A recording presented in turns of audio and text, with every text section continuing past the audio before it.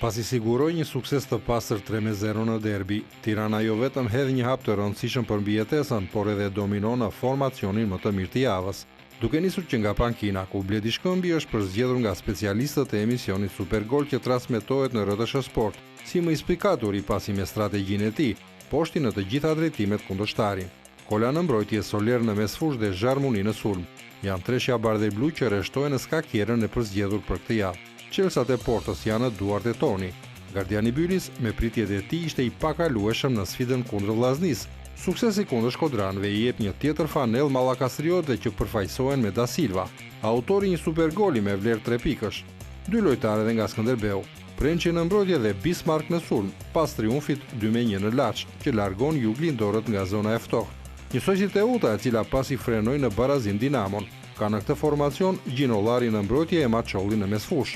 Lila i Elbasani dhe Zabërgja e Dinamos plotësojnë 11 në kësaj jave që 3 javë nga fundi ka ende shumë dilema.